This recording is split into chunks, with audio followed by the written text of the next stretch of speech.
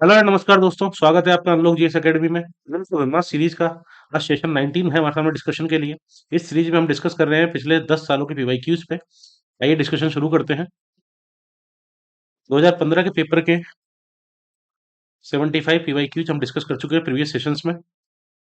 आज के सेशन में हम शुरुआत करेंगे क्वेश्चन नंबर 76 से। वर्ल्ड लाइफ इंटरनेशनल नामक संगठन के संदर्भ में निम्नलिखित में से कौन से कथन सही हैं? वर्ल्ड लाइफ इंटरनेशनल ऑर्गेनाइजेशन है, इसको लेकर कुछ स्टेटमेंट दिए गए हैं, इनमें से पूछा गया कौन से स्टेटमेंट सही है। पहला है, ये संरक्षण संगठनों की विश्वव्यापी भागीदारी है। It is a global partnership of conservation organisation sorry. जैव विविधता हॉटस्पॉट की संकल्पना इस संगठन से शुरू हुई थी। The concept of biodiversity hotspots originated from this organization. और तीसरा है, ये महत्वपूर्ण पक्षी एवं जैव विविधता क्षेत्र, जो important word and biodiversity areas होते हैं, उसको आइडेंटिफाई करने का काम इसी का है, निर्दिष्ट स्थलों की पहचान करता है। तो ये तीन स्टेटमेंट दिए गए हैं। इसमें अगर आप देखें तो कॉन्सेप्ट ऑफ बायोडाइवर्सिटी हॉटस्पॉट जो दिया गया था, ये दिया गया था नॉर्मन मायर्स के द्वारा। Norman Myers. और ये दिया गया था 1988 में। ये स्टेटमेंट गलत हो जाता है यहाँ से। तो इसका मतलब एक तो सही है, ये संरक्षण जगतों की इस विश्व में भागीदारी है। और दूसरा जो important bird and biodiversity areas है, उसको आइडेंटिफाई करने का काम बर्ड लाइफ इंटरनेशनल का ही है। तो ये बिल्कुल सही है। इसका आंसर है सी, 1 एंड 3। बात करें बर्ड लाइफ इंटरनेशनल की, तो बर्ड लाइफ इंटरनेशनल जो है, ये ग्लोबल पार्टनरशिप है कंजर्वेटिव ऑर्गेनाइजेशन की। Global partnership of conservation organisations. Mainly इसमें नॉन गवर्नमेंट ऑर्गेनाइजेशन है, एनजीओज हैं, जिनका काम क्या है कि बर्ड्स को कंजर्व करना, उनके हैबिटाट को कंजर्व करना, ग्लोबल जो बायोडाइवर्सिटी है उसको ठीक करना। इसकी स्थापना हुई थी 1922 में, 1922 में। तो वर्ल्ड लाइफ इंटरनेशनल के द्वारा ही प्रोग्राम चलाया जाता है। इसका नाम है important birds and biodiversity areas, IBA programme. जिसमें इनका काम होता है, ये आइडेंटिफाई करते हैं प्लेसेस, मॉनिटरिंग करते हैं, और ग्लोबल नेटवर्क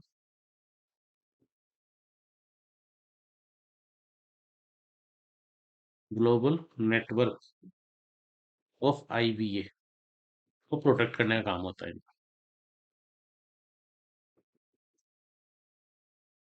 अभी के लिए देखें तो लगभग 13,000 के अधिक, 13,000 के आसपास important bird and wild life areas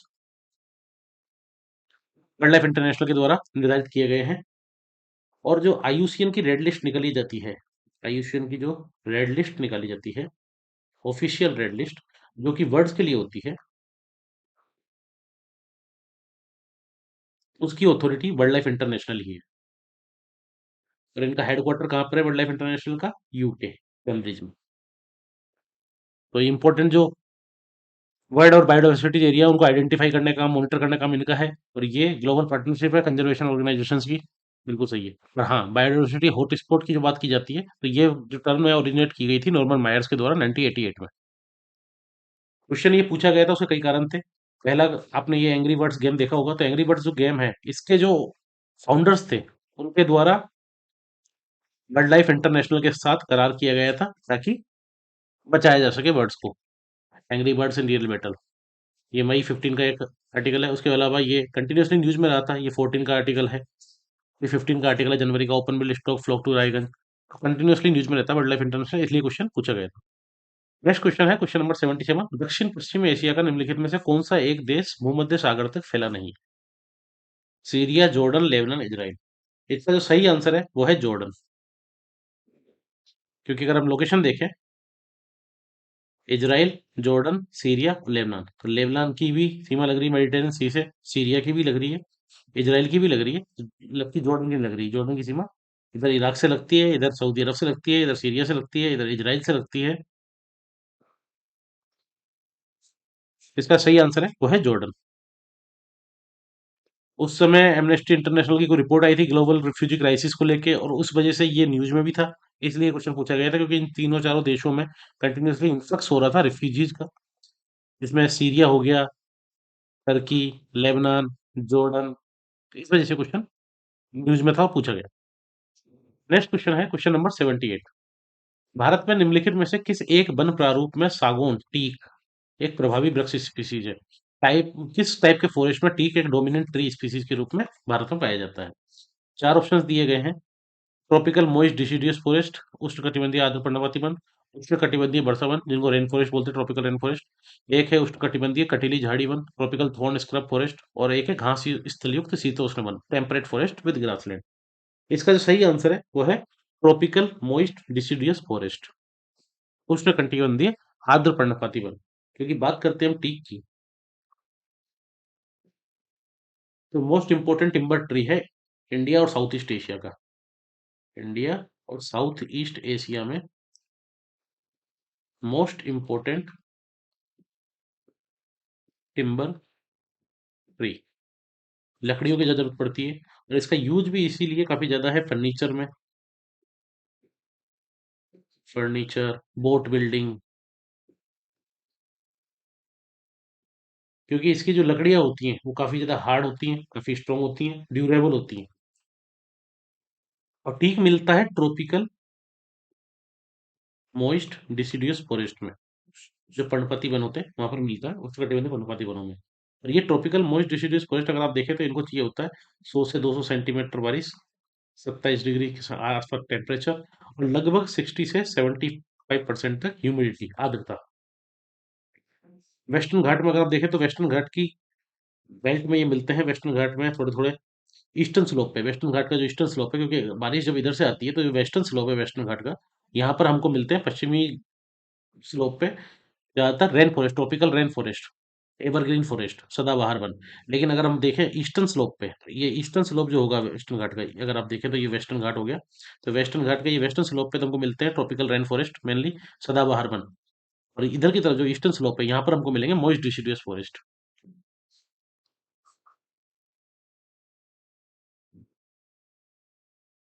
और ये नेटिव भी है साउथ ईस्ट एशिया और साउथ एशिया का। और इसके अलावा अफ्रीका, अमेरिका में भी कई जगह पे ये इसको कल्टीवेशन किया जाता है, इसका प्लांटेशन किया जाता है। म्यांमार में जो टीक फॉरेस्ट है बहुत फेमस है।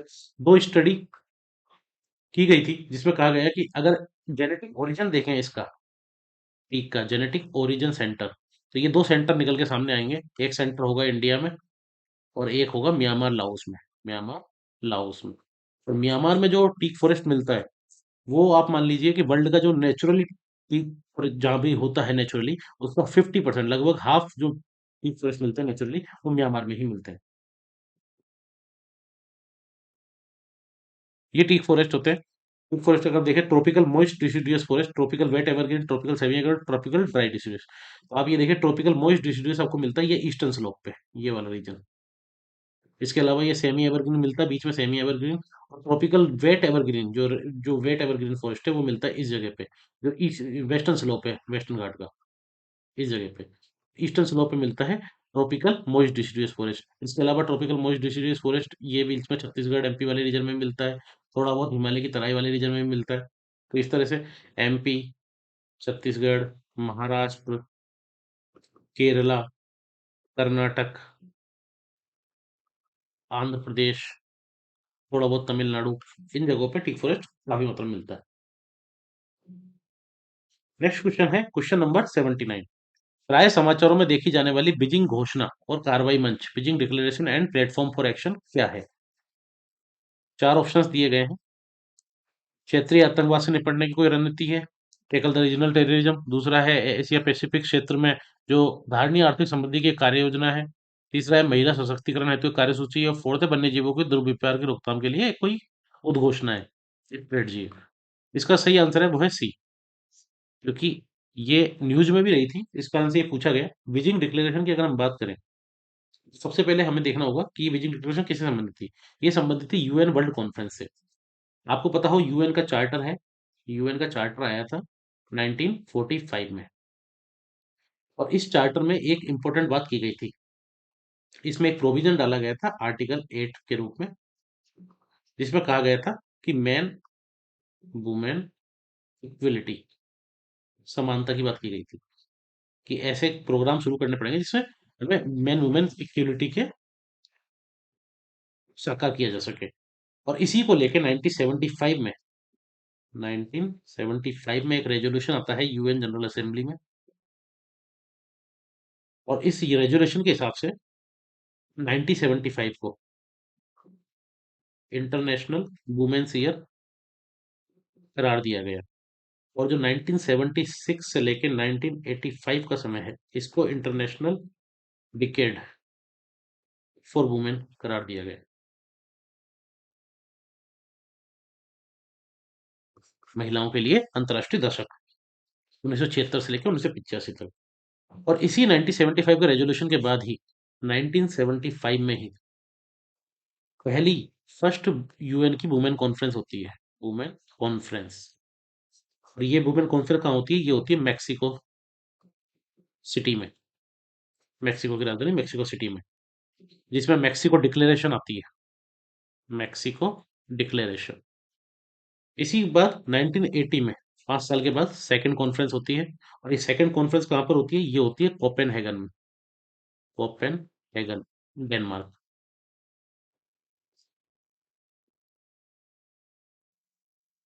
जिसमें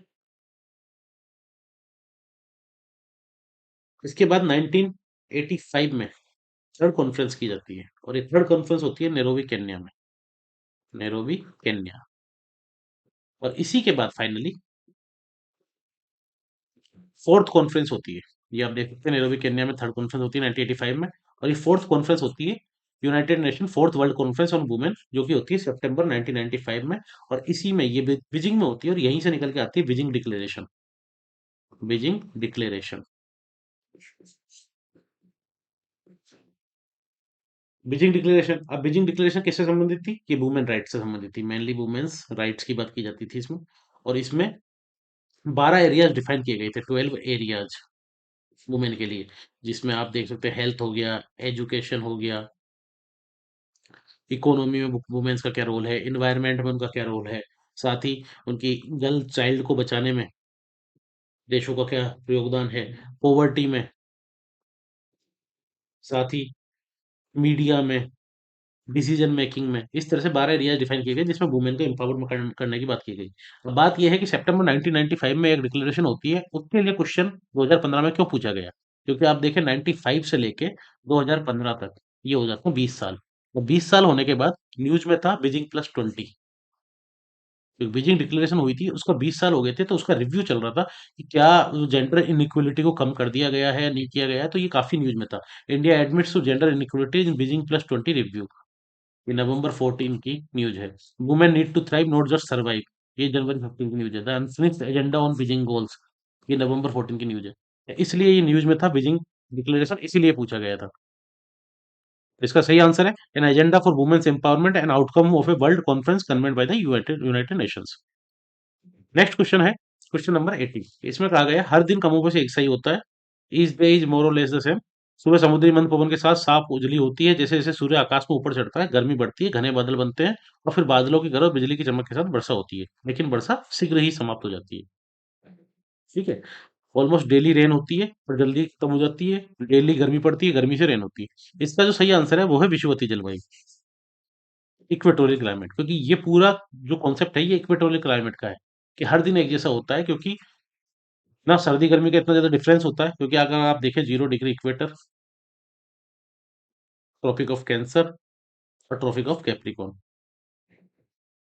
ऐसे में इक्वेटर वाला जो रीजन है, यहाँ पे आपको एक जैसा दिन मिलेगा। सूरज जब ऊपर बढ़ेगा डेली, तो डेली सूर्य ऊपर ऊपर जब आकाश में फुल ऊपर होगा, तो उसके साथ क्या होगा कि गर्मी बढ़ेगी, और गर्मी बढ़ने के साथ तुरंत प्रभाव से बारिश होगी, लेकिन वो बारिश बहुत ही कम होगी, शीघ्र ही समाप्त हो जाएगी। लेकिन वो डेली ऑलमोस्ट डेली होती है।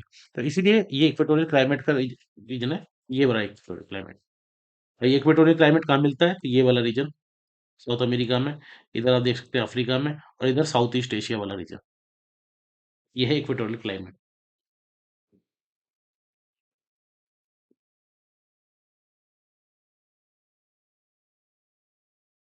इक्वेटोरियल क्लाइमेट की बात करें तो यहाँ मिलेंगे आपको रेन फॉरेस्ट, साथ ही मिलेगी hot and wait condition all year, पूरे साल गर्मी रहेगी और लगभग डेली बारिश होगी।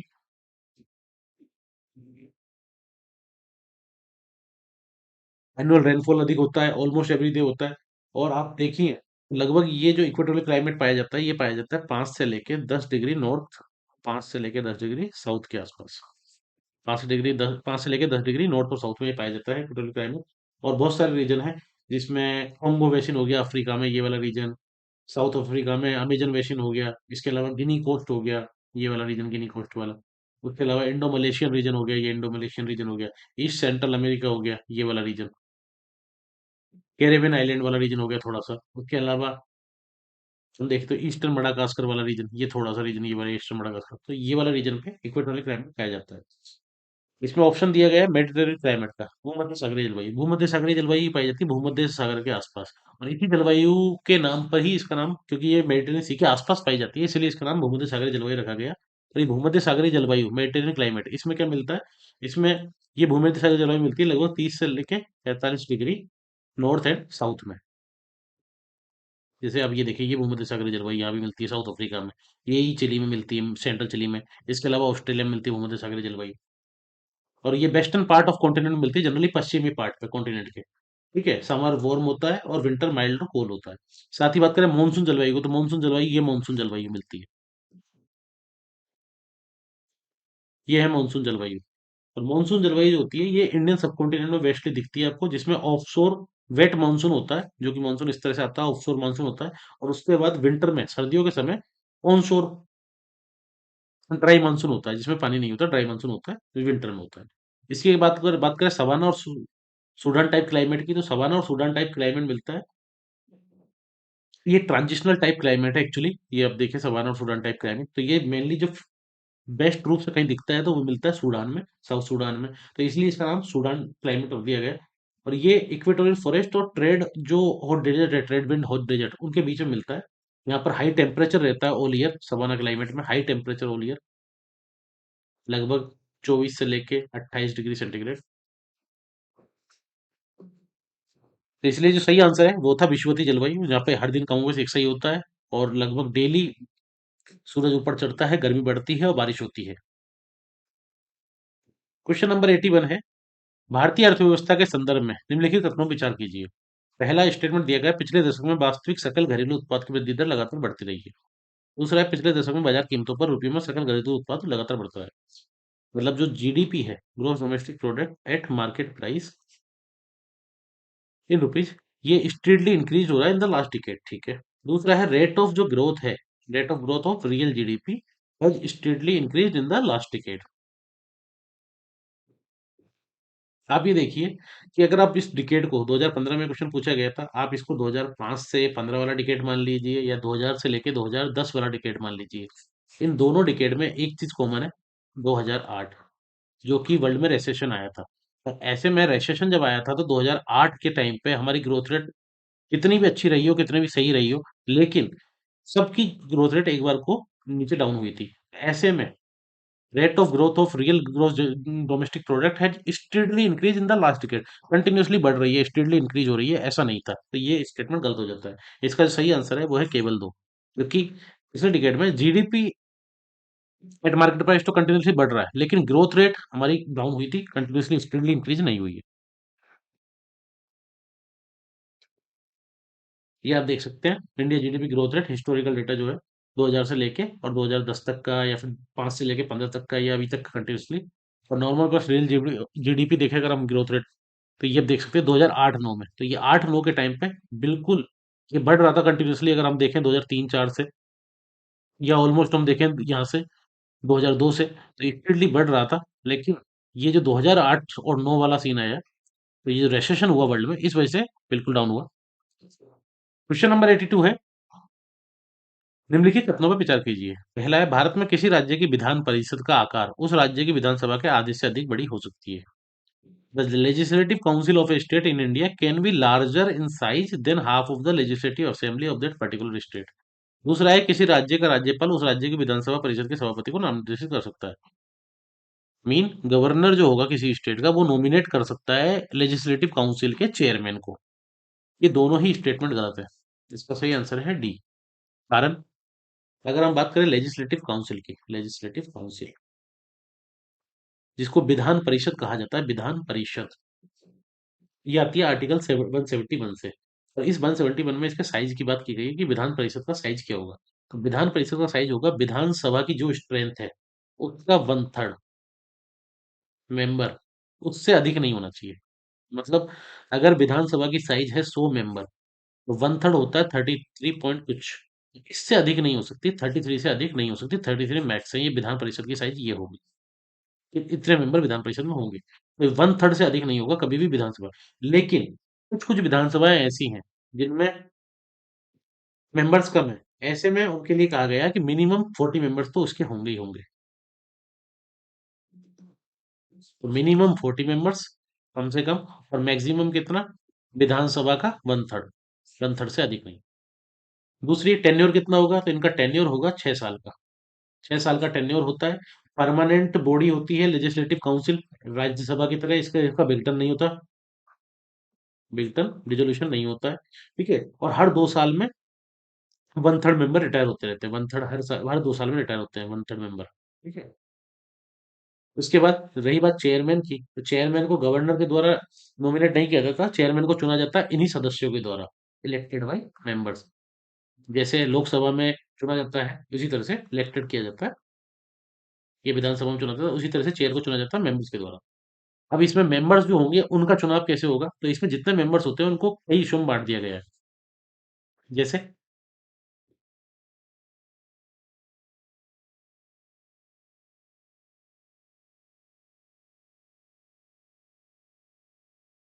इसके जो वन थर्ड मेंबर होंगे, मान लीजिए हमें 90 लोग चुनने हैं, तो 90 में से जो वन थर्ड होंगे, 90 किसी विधान परिषद के लेजिस्लेटिव काउंसिल की स्ट्रेंथ निकल के आती है मान लीजिए, वन थर्ड जो मेंबर होंगे उनको चुना जाएगा एमएलएज के द्वारा।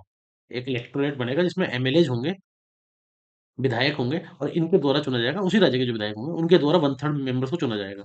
बाकी के जो वन थर्ड मेंबर है, one third one third one third, ये तीन हिस्से हो गए। ये सेकंड वाला जो वन थर्ड हिस्सा है इसको चुना जाएगा म्यूनिसिपल जो पार्टी, म्यूनिसिपैलिटी जो है, डिस्ट्रिक्ट बोर्ड जो है,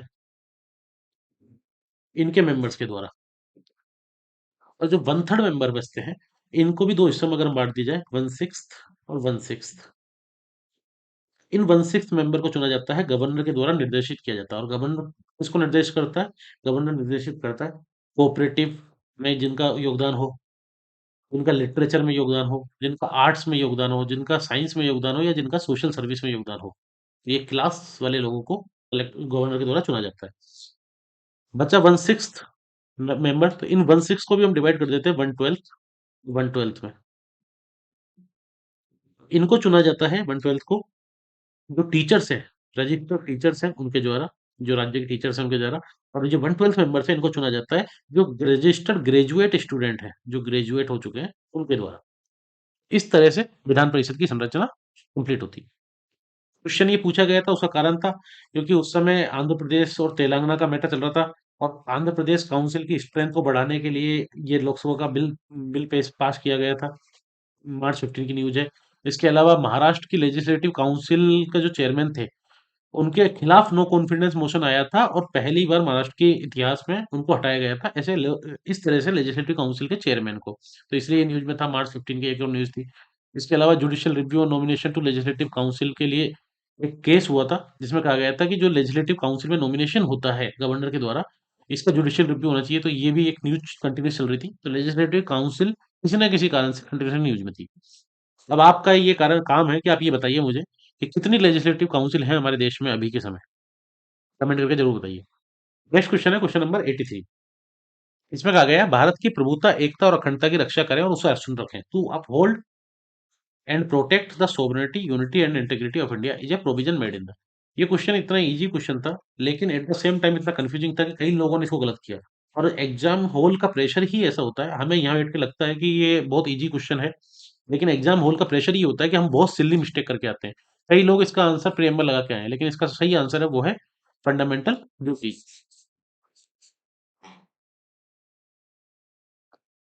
कारण प्रेमबल में हमने कई बार सुना है unity and integrity of India, ये रहा unity and integrity of the nation. लेकिन इसमें क्वेश्चन पूछा गया है कि ये कहाँ मिलता है, to uphold and protect the sovereignty, unity and integrity of India. तो ये मिलता है हमको फंडामेंटल ड्यूटीज में। To uphold and protect the sovereignty, unity and integrity of India. ये हम फंडामेंटल ड्यूटीज है हर भारतीय नागरिक की कि वो भारत की इंटेग्रिटी, अखंडता, एकता और संप्रभुता को बनाए रखे, उसे प्रोटेक्ट करने का काम करे। तो ये आता है फंडामेंटल ड्यूटीज आर्टिकल 51A से, जो कि है पार्ट 4A में। और ये आई थी 42nd अमेंडमेंट से 1976 में। इसकी सिफारिश पे सरदार स्वर्ण सिंह समिति की सिफारिश पे, SSS। और फाइनली फिर 86 अमेंडमेंट होता है, 86 अमेंडमेंट होता है 2002 में। उसके बाद इसमें 11वीं फंडामेंटल ड्यूटी जोड़ दी जाती है। इस तरह से ये रहा 86 अमेंडमेंट की वजह से। और इस तरह से ये 11 फंडामेंटल ड्यूटीज आज हमारे सामने उपस्थित है। Fundamental duties must be enforced says plea in a supreme court.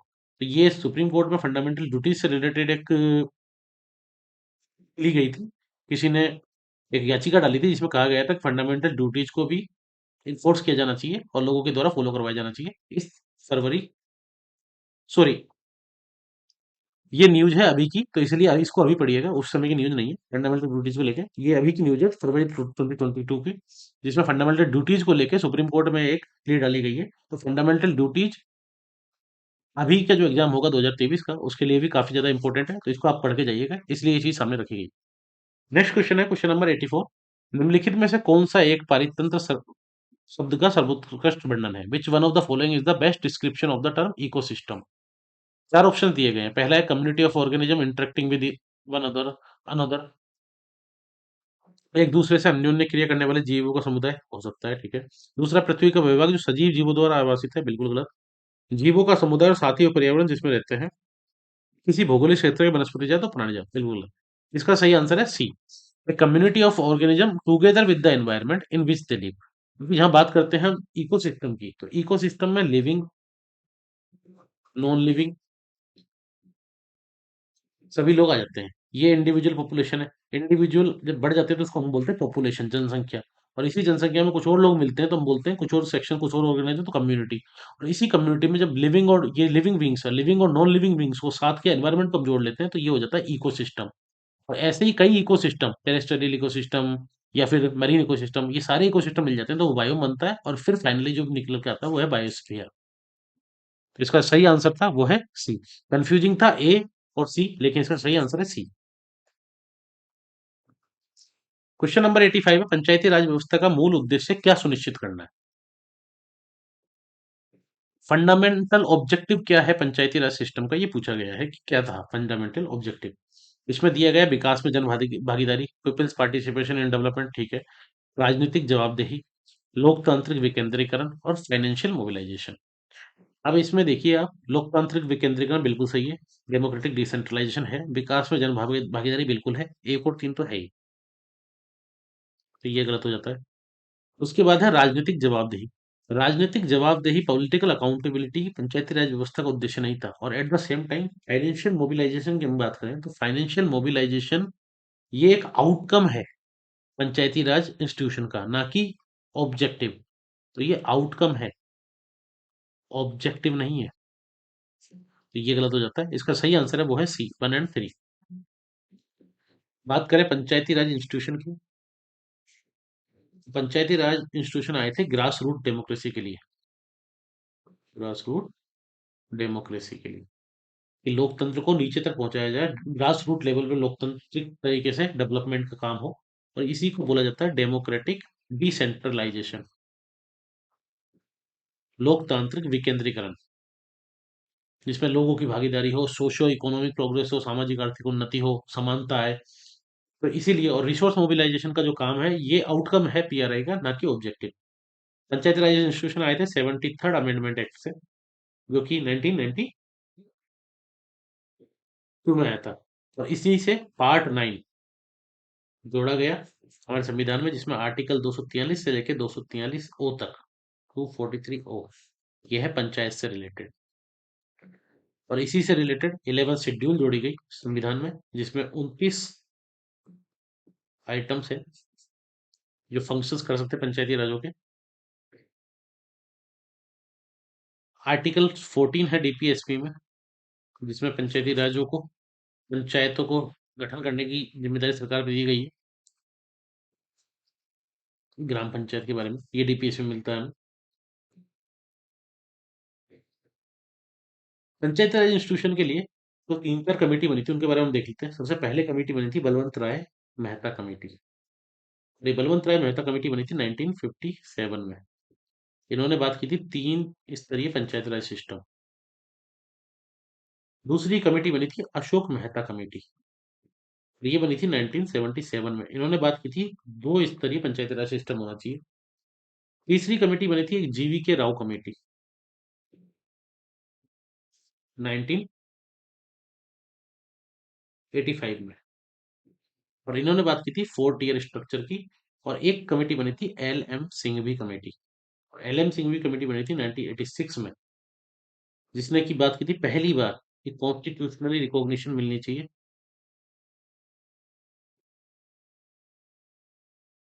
Panchayati Raj institution को, और साथ ही फ्री और फेयर इलेक्शन होने चाहिए उनके। तो ये एल एम सिंघवी कमेटी बनी थी। नेक्स्ट क्वेश्चन है क्वेश्चन नंबर 86। भारतीय अर्थव्यवस्था के संदर्भ में निम्नलिखित कथनों पर विचार कीजिए। पहला है बैंक दर, खुली बाजार कार्यवाही, ओपन मार्केट ऑपरेशंस। तीसरा है लोक ऋण, पब्लिक डेब्ट। और फोर्थ है लोक राजस्व, पब्लिक रेवेन्यू। इनमें से कौन से मौद्रिक नीति के घटक है? इसका सही आंसर है सी, क्योंकि लोक ऋण और लोक राजस्व ये मॉनेटरी पॉलिसी के घटक नहीं है। बात करें मॉनेटरी पॉलिसी टूल की, हम monetary policy tools, monetary policy के बहुत सारे टूल्स हैं जो कि आरबीआई के द्वारा यूज किए जाते हैं, जिसमें ओपन मार्केट ऑपरेशंस हो गया, बैंक रेट हो गई, कैश रिजर्व रेशियो हो गया, एसएलआर हो गया, रेपो रेट हो गई, रिवर्स रेपो रेट हो गई, जिनको मॉनेटरी पॉलिसी को, लिक्विडिटी को स्ट्रक्चर करने के लिए या इन्फ्लेशन को कंट्रोल करने के लिए आरबीआई के द्वारा कंटिन्यूसली यूज किया जाता रहता है। जहां पे बात है पब्लिक डेप्ट की, तो पब्लिक डेप्ट मॉनेटरी पॉलिसी का टूल नहीं है। पब्लिक डेप्ट क्या होता है? वो टोटल डेप्ट होता है जो बोरो किया जाता है गवर्नमेंट के द्वारा। गवर्नमेंट के द्वारा जो बोरो किया गया टोटल डेप्ट, उसको हम बोलते हैं पब्लिक डेप्ट। और इसी तरह से जो पब्लिक रेवेन्यू होता है, तो ये पब्लिक रेवेन्यू क्या होता है? ये इनकम होती है गवर्नमेंट की, इनकम ऑफ गवर्नमेंट, जो कि वो टैक्सेस के द्वारा या फीस के द्वारा या किसी चीज को सेल करके, किसी कैपिटल को सेल करके इनकम जो हासिल होती है वो पब्लिक रेवेन्यू में काउंट होती है। नेक्स्ट क्वेश्चन है क्वेश्चन नंबर 87। भारत में मुद्रास्फीति के संदर्भ में निम्नलिखित कथनों में से कौन सा सही है? With reference to inflation in India. अब इसमें पूछ 4 स्टेटमेंट दिए गए हैं। भारत में मुद्रास्फीति का नियंत्रण केवल भारत सरकार का उत्तरदायित्व है। Controlling the inflation in India is the responsibility of the government of India only. ये गलत है। मुद्रास्फीति के नियंत्रण में भारतीय रिजर्व बैंक की कोई भूमिका नहीं है। The Reserve Bank of India has no role in controlling the inflation. कितना कॉमन सा क्वेश्चन, मतलब कितना लॉजिकल क्वेश्चन पूछ रहे हैं कि मुद्रास्फीति के नियंत्रण में भारतीय रिजर्व बैंक की कोई भूमिका नहीं है। भारतीय reserve bank central bank of India है। एक देश के सेंट्रल बैंक की अगर मुद्रास्फीति के नियंत्रण में कोई भूमिका नहीं, तो मतलब क्या है? ये स्टेटमेंट भी गलत है। तीसरा है घटा हुआ, decreased money circulation helps in controlling the inflation. कि मुद्रा इन्फ्लेशन, सॉरी, जो मुद्रा परिचालन है, मनी सर्कुलेशन जब घट जाता है तो मुद्रास्फीति का नियंत्रण करता है। फोर्थ है कि increased money circulation helps in controlling the inflation. ये भी गलत है। आंसर है सी, क्योंकि जब मनी सर्कुलेशन कम हो जाता है, मनी सर्कुलेशन जब कम होगा तो लोगों के पास मनी नहीं हो, पैसे नहीं होंगे खर्च करने के लिए, और ये कंट्रोल करता है इन्फ्लेशन को। एट द सेम टाइम अगर मनी सर्कुलेशन, मनी सप्लाई को बढ़ा दिया जाए मार्केट में, तो मनी सप्लाई से इन्फ्लेशन बढ़ता है। इसलिए घटा हुआ जो मनी सर्कुलेशन है, अगर मनी सर्कुलेशन को कम कर दिया जाए तो इन्फ्लेशन को कंट्रोल करने के लिए ठीक रहता है। क्वेश्चन नंबर 88 है, निम्नलिखित देशों पर विचार कीजिए। चीन, फ्रांस, भारत, इजराइल, पाकिस्तान। इनमें से पूछा गया उनमें से उपयुक्त में से कौन से परमाणु शस्त्रों के अप्रसार विषयक संधि, जो treaty treaty on the non proliferation of nuclear weapons थी, जिसको कि एनपीटी कहा जाता है, न्यूक्लियर नॉन प्रोलिफरेशन ट्रीटी, परमाणु शस्त्र संपन्न राज्य, परमाणु अप्रसार संधि इसको कहा जाता है। इसे पूछा गया है कि इसके नाम से जाना जाता है, इसकी मान्यता के अनुसार परमाणु शस्त्र संपन्न राज्य कौन से हैं? न्यूक्लियर वेपन स्टेट किन्हें माना जाएगा? अब इसका जो सही आंसर है वो है 1 एंड 2, चीन और फ्रांस। क्यों? देख लेते हैं। एनपीटी की अगर हम बात करें, एनपीटी शुरुआत से अगर हम शुरू करें, तो जब कोल्ड वॉर चल रहा था कोल्ड वॉर के समय न्यूक्लियर वेपन शुरू हो चुके थे, और इसी कोल्ड वॉर के समय पे 1960 में एक कमेटी बनती है जिसका नाम है 10 नेशंस कमेटी ऑन डिसआर्मामेंट। शस्त्रीकरण को रोकने के लिए 10 देशों की कमेटी थी, जिसमें 10 देश थे। 10 नेशंस कमेटी 1960 में बनी थी कोल्ड वॉर के समय पे, जिसमें 4 देश तो इंपॉर्टेंट थे: यूएस, यूके, फ्रांस और यूएसएसआर। और ये 10 देश कौन से थे? 5 देश थे वॉर्सो के, वॉर्सो पैक्ट, जो कि यूएसएसआर से संबंधित था 1955। 5 देश थे नाटो नेशंस। ये 10 देशों की कमेटी बनी थी। उसके बाद 1961 में एक और कमेटी बनती है जिसका नाम है 18 नेशन कमेटी ऑन डिसआर्मामेंट, ईएनसीडी। और इस ये यूएन स्पॉन्सर्ड एक ऑर्गेनाइजेशन था। जेनेवा में इसकी मीटिंग होती है। मीटिंग होने के बाद फाइनली 1965 से लेके 1968 तक, 1961 में बनती है, 1965 से लेके 1968 तक काफी ज्यादा नेगोशिएशन होता है। नेगोशिएशन होने के बाद 1968 में एनपीटी को साइन किया जाता है, और 1970 में एनपीटी फोर्स में आती है। यह है एनपीटी का बैकग्राउंड। बात करें एनपीटी की, तो एनपीटी में क्या कहा गया है? न्यूक्लियर प्रोलिफरेशन ट्रीटी में, कि इसमें कहा गया है कि न्यूक्लियर वेपन स्टेट किसे माना जाएगा। तो न्यूक्लियर वेपन स्टेट उसे ही माना जाएगा जिसके पास न्यूक्लियर वेपन्स होंगे 1 जनवरी 1967 से पहले, केवल। और इसमें कौन से देश आए थे? केवल P5 देश: यूके, यूएस, यूएसएसआर या रशिया मान लीजिए उसको, और चाइना और फ्रांस। इन्हीं 5 देशों को न्यूक्लियर वेपन स्टेट के रूप में दर्जा दिया गया है। 3 देश ऐसे हैं जिन्होंने इस संधि को कभी ज्वाइन नहीं किया, जिनमें से एक है इंडिया, एक है इजराइल और एक है पाकिस्तान। तीनों के पास न्यूक्लियर वेपन्स हैं। और at the same time south Sudan, जो कि 2011 में ही बना है, इसके पास न्यूक्लियर वेपन्स नहीं है, लेकिन इन्होंने भी इसको ज्वाइन नहीं किया है। नॉर्थ कोरिया की बात करें तो नॉर्थ कोरिया ने इस संधि को ज्वाइन किया था, लेकिन 2003 में विड्रॉ कर दिया।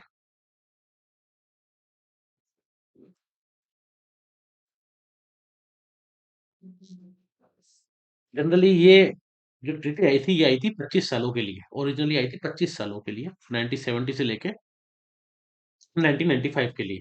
लेकिन 95 में इसको इनडेफिनेट टाइम के लिए, 1995 में, 1995 में इनडेफिनेट टाइम के लिए एक्सटेंड कर दिया गया, और हर 5 साल में इसका रिव्यू होता है। तो इसके जो न्यूक्लियर वेपन स्टेट है वो है चीन, फ्रांस, भारत, इजराइल, पाकिस्तान ने कभी भी इसको ज्वाइन नहीं किया है। क्वेश्चन पूछा गया था, इसका कारण था अक्टूबर 14 में इंडिया ने वोट किया था अगेंस्ट यूएन का एक ड्राफ्ट था, रेजोल्यूशन ऑन एनपीटी, जिसको अगेंस्ट इंडिया ने इसको वोट किया था। बात करें कौन कौन से देश मेंबर हैं, तो ये सभी देश मेंबर हैं। ब्लू में वो हैं जो सबसे पहले मेंबर बने थे फर्स्टली एनपीटी के। सेकंड नंबर मेंबर बने थे ये जो ग्रीन में आप देख रहे हैं, ये सब सेकंड राउंड में मेंबर बने थे, और थर्ड राउंड में मेंबर बने थे ये जितने भी ऑरेंज में आप देख रहे हैं। बात करें ये रेड में, तो इसमें एक हो गया साउथ सूडान, इधर हो गया इजराइल, इधर हो गया पाकिस्तान और इधर हो गया इंडिया। ये 4 ऐसे देश हैं जिन्होंने इसको ज्वाइन नहीं किया है, ज्वाइन नहीं किया। नेक्स्ट क्वेश्चन है क्वेश्चन नंबर 89। पूछा गया भारत के संविधान में कल्याणकारी राज्य का आदर्श किसमें प्रतिष्ठापित है? डीपीएसपी में। इसका सही आंसर है भारत के राज्य के नीति निर्देशक तत्व, क्योंकि डीपीएसपी बात करता है सोशियो राइट्स की, इकोनॉमिकल राइट्स की, इक्वलिटी की, लोगों की हेल्थ की। तो एक्चुअली जो वेलफेयर स्टेट के जितने भी तत्व होते हैं उन सबकी बात आपको डीपीएसपी में मिल जाती है। इसका सही आंसर है डीपीएसपी, क्योंकि ये प्रमोट करता है ideals of welfare state, economical social programme के तहत। ये आप देख सकते हैं डीपीएसपी के आर्टिकल्स, नीति निर्देशक तत्व जो है भारत के। क्वेश्चन नंबर 90 है, इजी ही क्वेश्चन था पहले वाला। अगर हम देखें इस क्वेश्चन को, बहुत ही इजी क्वेश्चन था कि कल्याणकारी राज्य का आदर्श किस में प्रतिष्ठापित है। ये कंफ्यूजन करने के लिए प्रियम्बल, फंडामेंटल राइट, 7 शेड्यूल दिए गए, लेकिन आंसर जो है वो डीपीएसपी। नेक्स्ट क्वेश्चन है क्वेश्चन नंबर 19। कृषि उत्पादन में काष्ठ के हलों के स्थान पर इस्पात के हलों का उपयोग किसका उदाहरण है? कि लकड़ी के जो हल यूज किए जाते थे,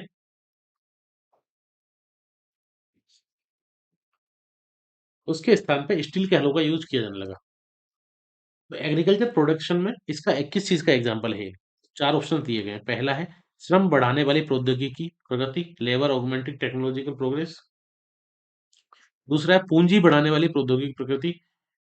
कैपिटल ऑगमेंटिंग टेक्नोलॉजिकल प्रोग्रेस। तीसरा है पूंजी घटाने वाली प्रौद्योगिकी की प्रगति, कैपिटल रिड्यूसिंग टेक्नोलॉजिकल प्रोग्रेस में नन होता है वो।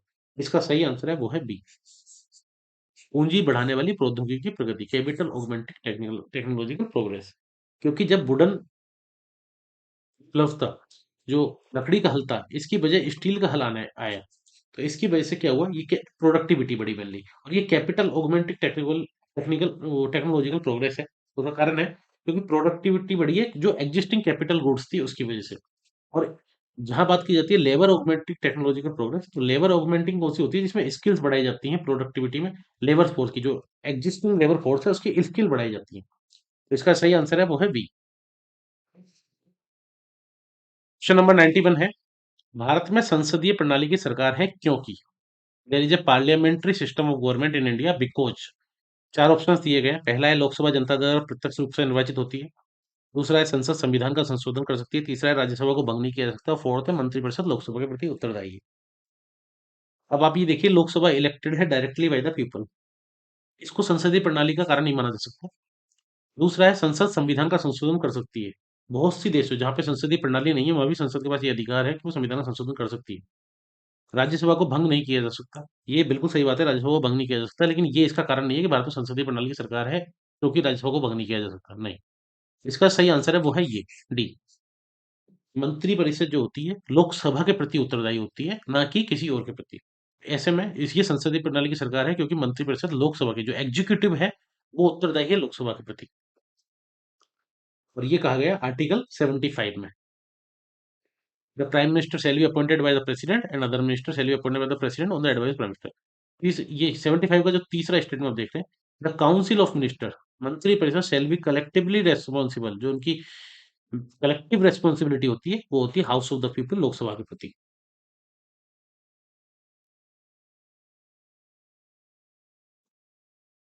तो इसका सही आंसर है वो है डी। नेक्स्ट क्वेश्चन है क्वेश्चन नंबर 92। H1N1 विषाणु का प्राय समाचारों में निम्नलिखित में से किसी एक बीमारी के संदर्भ में उल्लेख किया जाता है। H1N1 जो वायरस है, ये कई बार अखबारों में रहता है, समटाइम्स मेंशन्ड इन न्यूज, और ये किस डिजीज के लिए रेफर किया जाता है। H1N1 से जो डिजीज निकल के आती है वो है आपके स्वाइन फ्लू। स्वाइन फ्लू को कहा जाता है H1N1। स्वाइन फ्लू जो है ये influenza virus, swine flu influenza की तरह से होती है, इन्फ्लुएंजा ए वायरस की वजह से, जो कि अगर आप देखें तो स्वाइन फ्लू की वजह से 1918 में स्पेनिश फ्लू पेंडेमिक आया था, स्पेनिश फ्लू पेंडेमिक। उसके अलावा 1977 में रशिया फ्लू हुआ, रशियन फ्लू पेंडेमिक। और अभी हाल ही में अगर हम देखें तो स्वाइन फ्लू पेंडेमिक जो कि चला था वो 2009 में हुआ था, स्वाइन फ्लू।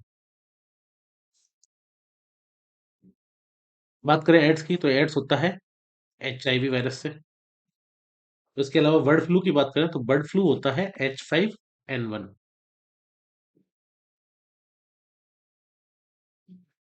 साथ ही डेंगू की बात करें तो डेंगू हो गया या फिर जीका हो गया, चिकनगुनिया हो गया, ये येलो फीवर हो गया, ये मेनली मॉस्किटो से होने वाली डिजीज है, जिसमें एडिस एजिप्टी जो मॉस्किटो है उसकी वजह से ये होती है। इसका सही आंसर है वो है swine flu. India flounders H1N1 spreads March 15। Influenza A H1N1 virus continues to kill people in India, उस समय काफी न्यूज में था, इस वजह से क्वेश्चन पूछा गया था स्वाइन फ्लू को रिलेटेड। 93, भारतीय रेल द्वारा उपयोग में लाए जाने वाले जैव शौचालयों बायो टॉयलेट्स के संदर्भ में कुछ कथन दिए गए। इंडियन रेलवे ने जो बायो टॉयलेट्स की शुरुआत की थी उसके लिए, इसमें कहा गया है the decomposition of human waste in the bio toilets is initiated by a fungal inoculum. जैव शौचालय में मानव अपशिष्ट का जो अपघटन होता है फंगल इनोकुलम द्वारा इनिशिएट होता है। दूसरा कहा गया है कि ammonia and water vapour are the only end products, ammonia water vapour only end products in this combination which are release into atmosphere, ये दूसरा गलत है। सही बात ये है, इसका पहला भी गलत है। इसका सही आंसर है डी, बन ना तो एक ना ही दो। क्योंकि बायो बायो टॉयलेट्स की अगर हम बात करें तो ये बायो बायो टॉयलेट्स जो है न्यूज में थे, तो उसका कारण था मार्च 15 bio toilets for all train in 5 years, सरकार की तरफ से कहा गया था। रेलवे बजट जो 2015 था उसमें कहा गया था 17,000 toilets to be replaced by bio toilets. ये थे फरवरी 15 की न्यूज, तो इस वजह से न्यूज में था इसलिए पूछा गया था। बायो टॉयलेट्स की अगर हम बात करें तो ये बायो जो टॉयलेट्स होते हैं ये डेवलप किए गए थे किसके द्वारा, DRDO के द्वारा। और साथ ही इसमें जो बैक्टीरिया जिसमें यूज किया जाता है वो है anaerobic bacteria.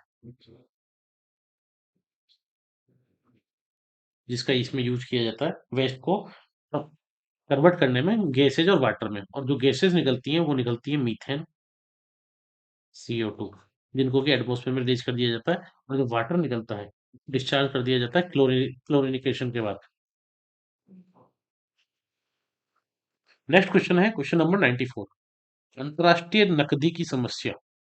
Problem of international liquidity is related to non availability of.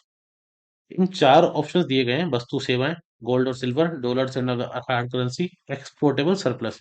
इन चारों में से किसकी अवेलेबिलिटी नहीं होगी, किसकी अनुपलब्धता होगी, जिसकी वजह से अंतर्राष्ट्रीय नकदी की समस्या, इंटरनेशनल लिक्विडिटी की समस्या सामने प्रकट होगी? तो इसका सही आंसर है वो है डॉलर और दुर्लभ मुद्राएं।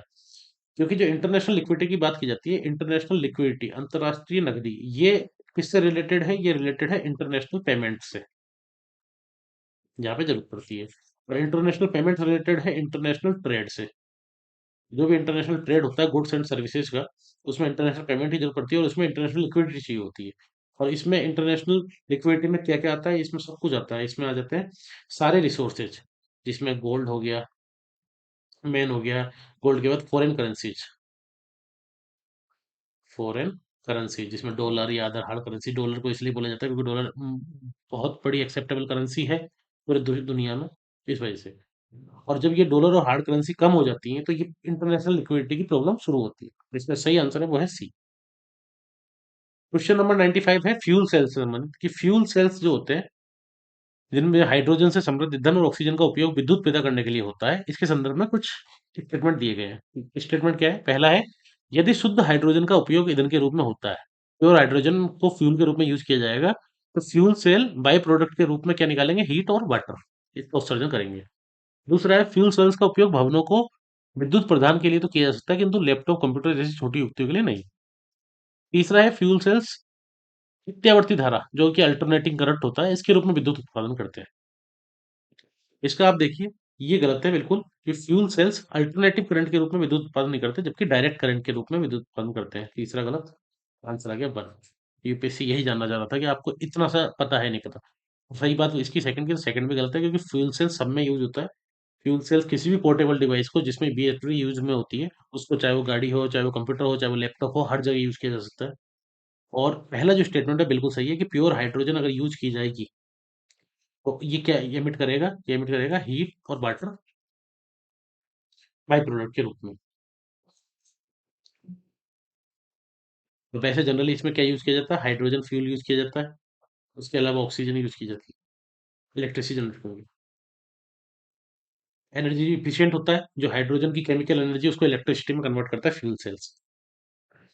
ये आप देख सकते हैं, ये हाइड्रोजन फ्यूल सेल है जिसमें वाटर आउट हो रहा है, हाइड्रोजन इन हो रही है, ऑक्सीजन इन हो रही है। तो हाइड्रोजन का यूज किया जाता है, ऑक्सीजन का यूज किया जाता है, वाटर और हीट के रूप में एनर्जी निकलती है, ये इधर वाटर निकलता है। और इसी तरह से ये हाइड्रोजन टैंक बनाया जाता है, ठीक है, गाड़ी में, जिसको फ्यूल सेल से कनेक्ट किया जाता है, और इस फ्यूल सेल को इलेक्ट्रिक मोटर से कनेक्ट किया जाता है। तो फ्यूल सेल इसकी केमिकल एनर्जी को कन्वर्ट करता है इलेक्ट्रिसिटी में, और इससे ये इलेक्ट्रिक मोटर चलती है, इसकी वजह से गाड़ी चलती है। और ऑक्सीजन जो चाहिए होती है वो एयर से लेता है, और वाटर और हीट को उत्सर्जन करता है। क्वेश्चन पूछा गया था, CSIR expert study how cars can run on air. तो ये हाइड्रोजन फ्यूल सेल काफी न्यूज में रहे थे, अभी भी न्यूज में, कंटिन्यूसली न्यूज में रहती है, इस वजह से क्वेश्चन पूछा गया। नेक्स्ट क्वेश्चन है 96। कलमकारी चित्रकला से संबंधित। कलमकारी पेंटिंग किसे को कहते हैं? दक्षिण भारत में सूती वस्त्र पर हाथ से की गई चित्रकारी, पूर्वोत्तर भारत में बांस के हस्तशिल्प पर हाथ से किया गया चित्रांकन, भारत के पश्चिमी हिमालय क्षेत्र में। अब आप देखिए, यहाँ पर दक्षिण भारत भी लिखा गया है, यहाँ पर पूर्वोत्तर लिखा गया है, पश्चिमी हिमालय, उत्तर पश्चिमी। एक्चुअली यूपीएससी आपसे इतना जानना चाह रहा है कलमकारी के लिए। नहीं तो इसमें कलमकारी को लेके चार स्टेटमेंट, तीन स्टेटमेंट दिए जा सकते थे, कोड दिया जा सकता था 1 और 2। लेकिन बहुत एक सिंपल क्वेश्चन पूछा, और वो इतना जानना चाह रहे हैं आपसे कि कलमकारी जो चित्रकला है ये कौन से एरिया में होती है? क्या साउथ इंडिया में होती है, नॉर्थ ईस्ट में होती है, वेस्टर्न हिमालय में होती है, या फिर नॉर्थ वेस्टर्न इंडिया में होती है? इसका सही आंसर है साउथ इंडिया। ये साउथ इंडिया में होती है, हैंड पेंटेड कॉटन टेक्सटाइल पे ये साउथ इंडिया में कलमकारी चित्रकला पाई जाती है। कलमकारी चित्रकला की अगर हम बात करें, कलमकारी, कलमकारी चित्रकला में कलम का मतलब होता है पेन, और कारी बोलते हैं क्राफ्ट को, क्राफ्टमैन को। तो जो कलमकार बोला जाता है उनको, तो ये पेन कलम, कलम जो वर्ड है ये पर्शियन वर्ड है, इसका मतलब पेन होता है। और ये हैंड प्रिंटेड होती है, किस पे होती है? कॉटन पे, या सिल्क पे। अगर आप देखें, ये देखिए, ये हैंड प्रिंटेड होती है, ये कलमकारी चित्रकला का उदाहरण है। ये तिरुपति, इस तरह से। और ये जो लकड़ी होती है, ये वाली जो लकड़ी होती है जिसकी वजह से कलमकारी की जाती है, ये लकड़ी किसकी बनती है? ये बनती है बैम्बू की, बांस की। या फिर इसको कह सकते हैं, ये जो खजूर होता है, डेट पाम, इसकी लकड़ियों की बनती है।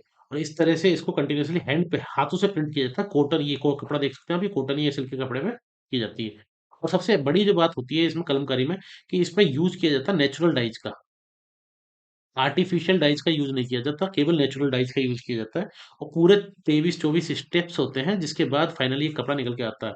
और और यही कलमकारी की चित्रकला हमको कहाँ मिलती है? मोहनजोदाड़ो में भी। ये मोहनजोदाड़ो में मिलती है। अब जो कलमकारी की चित्रकला है, उसकी दो स्टाइल मेनली फेमस है। एक स्टाइल का नाम है श्री कलाहस्ती, श्री कलाहस्ती कलमकारी। और दूसरी स्टाइल का नाम है पेड़ाबा या मछलीपट्टनम, मछलीपट्टनम कलमकारी। और दोनों को जीआई टैग मिला हुआ है।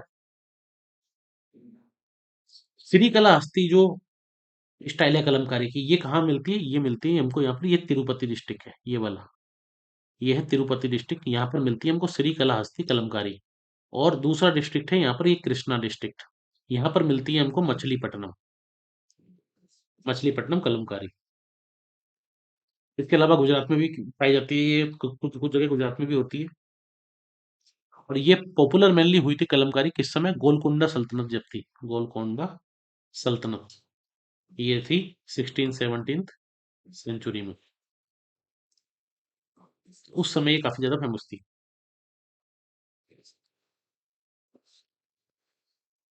क्वेश्चन पूछा गया था, मार्च 15 की न्यूज है, commerce ministry keen to revive Kalamkari. Commerce ministry उस टाइम कलमकारी को रिवाइव करने के लिए बहुत सारे काम कर रही थी, इस वजह से काफी न्यूज में थी। नेक्स्ट क्वेश्चन है क्वेश्चन नंबर 27।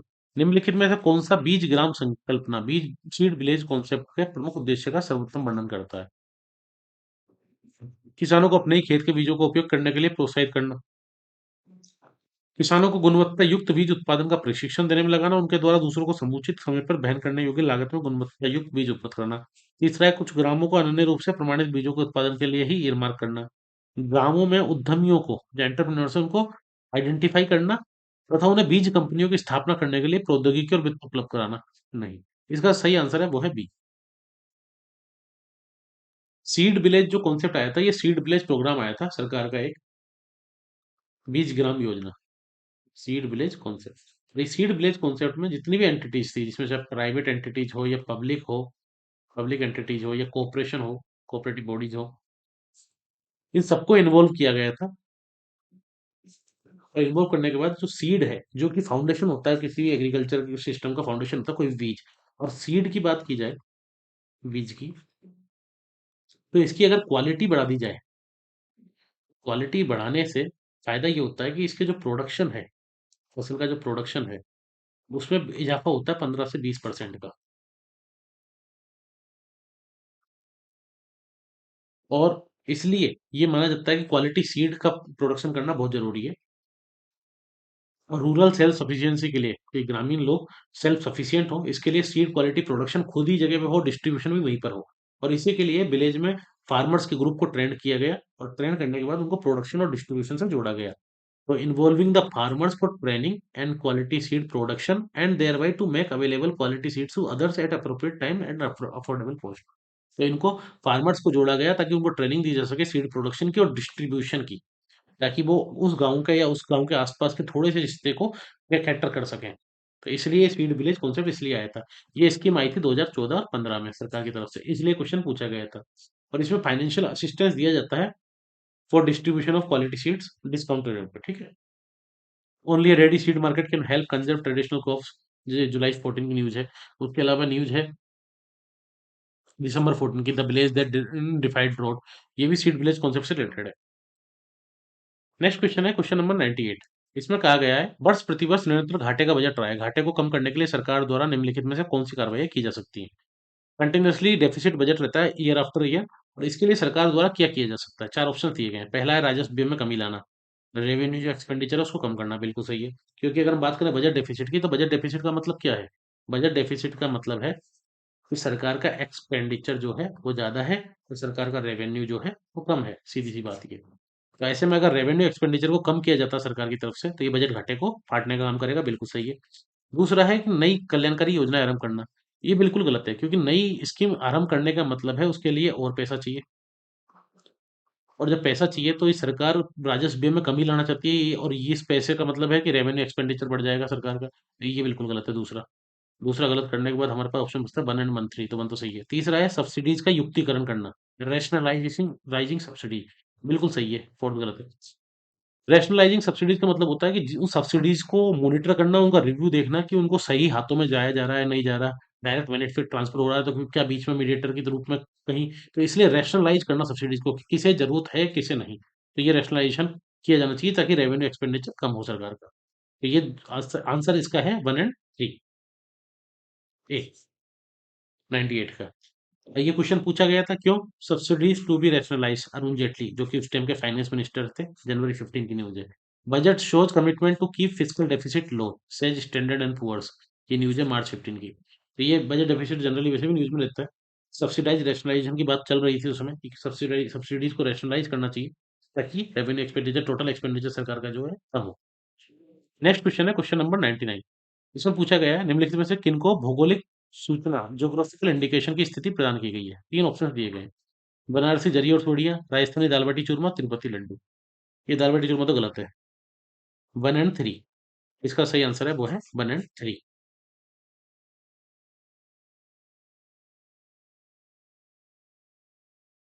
बनारसी जरी इसका सही आंसर है केवल 1 एंड 3। बात करें यही एक्ट की, तो ज्योग्राफिकल इंडिकेशन जो एक्ट है ये आया था 1999 में, 1999 में, और 2003 में ये फोर्स में आया, प्रभावी हुआ तब से। और ये किससे रिलेटेड है, डब्ल्यूटीओ के ट्रिप्स एग्रीमेंट से, जो कि इंटेलेक्चुअल प्रॉपर्टी से रिलेटेड है। और इसी के ट्रिप्स एग्रीमेंट के ही एक आर्टिकल में जीआई का उल्लेख किया जाता है, जिसको डिफाइन किया जाता है। पहला जो प्रोडक्ट था, फर्स्ट प्रोडक्ट जिसको जीआई टैग मिला था वो था दार्जिलिंग टी, दार्जिलिंग चाय, जो कि मिला था 2004 में, क्योंकि 2003 में फोर्स हुआ था। बनारसी साड़ी की अगर बात की जाए, बनारसी साड़ी, तो बनारसी साड़ी बनारस में होती है और ये मेनली फेमस है गोल्ड और सिल्वर वर्क के लिए, कि इन साड़ियों पे जो गोल्ड और सिल्वर का वर्क किया जाता है, सोने और चांदी का, उस वजह से। और ये इतना महीन काम होता है कि एक साड़ी को बनाने में 15 दिन से लेके लगभग 6 महीने तक का टाइम लग सकता है। और इसका जो अर्लीस्ट मेंशन मिलता है वो 19th सेंचुरी में मिलता है, क्योंकि गुजरात के आसपास, गुजरात में 1600 में, 17th सेंचुरी में 1603 के आसपास, 1663, सॉरी 1663 के आसपास एक अकाल पड़ता है। और इसके बाद कुछ कारीगर गुजरात के बनारस की तरफ जाते हैं, जहां पर जाकर ये बनारसी साड़ी को शुरू करते हैं। और ये 17th सेंचुरी में शुरू होता है और फाइनली 18th और 19th सेंचुरी में अपने जेनिथ पे पहुंच जाता है बनारसी साड़ी और इसको जीआई टैग मिलता है 2009 में, 2009 में। और 2009 में ही जीआई टैग मिलता है तिरुपति लड्डू को, तिरुपति लड्डू। तिरुपति लड्डू, तिरुपति जो टेम्पल है वहां पर प्रसाद के रूप में दिए जाते हैं टेम्पल में, और ये टेम्पल का जो बोर्ड है, मैनेजमेंट कमेटी है, उन्हीं के देखने में बनाए जाते हैं। और ये लड्डू का भोग लगाने का जो परंपरा है ये शुरू हुई थी 1715 में, ठीक है, जो कि अभी तक कंटिन्यू चल रही है, और इसको जीआई टैग मिला था 2009 में। तो इसका सही आंसर है वो है तिरुपति लड्डू और बनारसी जरी साड़ियाँ। क्वेश्चन पूछा गया था क्योंकि बनारसी साड़ी न्यूज में थी। प्रधानमंत्री मोदी जो कि सांसद हैं लोकसभा से, और ये आते हैं बनारसी, बनारस लोकसभा क्षेत्र से जी सांसद हैं। तो ऐसे में बनारस को लेके काफी ज्यादा न्यूज थी, और बनारसी साड़ी को लेके प्रधानमंत्री का इलेक्शन से पहले और इलेक्शन के बाद भी काफी ज्यादा इन्होंने इसको रिवाइव करने के लिए, top designers to revive lost glory of Banarasi sari, ये न्यूज है 15 मई की। उसके अलावा नवंबर 14 की न्यूज है कि utilising growing e commerce market PM to Banarasi weavers, कि आप ई कॉमर्स मार्केट को यूज कीजिए ताकि रीच बढ़े बनारसी साड़ी की, तो इसलिए न्यूज में था। दूसरी बात करें तिरुपति लड्डू की, तो ये न्यूज में था तिरुपति लड्डू, क्योंकि एक कंपनी के द्वारा तिरुपति लड्डू को इसी के नाम से और इसी पैकिंग से, सेम पैकिंग से बेचा जा रहा था, और इसको लेके जीआई जीआई टैग मिल ही चुका था तिरुपति लड्डू को 2009 में। और इसको लेके एक केस गया था जिसमें हाई कोर्ट ने स्टॉप किया था उस वेंडर को फ्रॉम यूजिंग ब्रांड नेम, तो इसलिए ये न्यूज में था। और ये न्यूज कब की है, मार्च 14 की। क्वेश्चन नंबर 100 है, भारतीय अक्षय ऊर्जा विकास एजेंसी लिमिटेड, आरेडा, IREDA, Indian renewable energy development agency, इसके संदर्भ में कुछ कथन दिए गए हैं। पहला, ये एक पब्लिक लिमिटेड सरकारी कंपनी है। दूसरा, ये एक गैर बैंकिंग वित्तीय कंपनी है। इसका सही आंसर है सी, ये दोनों ही है। इरिडा की अगर हम बात करें, इरिडा, तो इरिडा की स्थापना हुई थी 1987 में, और 87 में स्थापना हुई थी एक पब्लिक लिमिटेड कंपनी के रूप में, public limited company.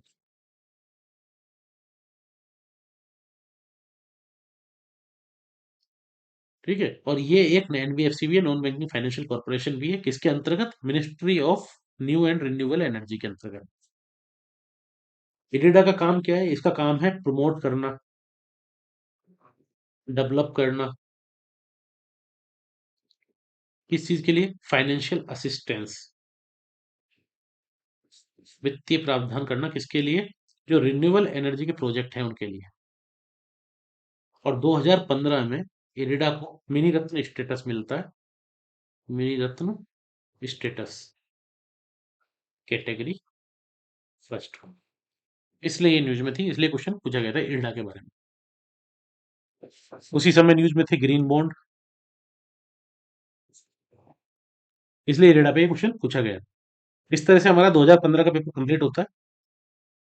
Next session में मिलते हैं हम 2016 के पेपर के साथ। तब तक के लिए बहुत बहुत धन्यवाद। देखते रहिए unlock JS academy. Thank you.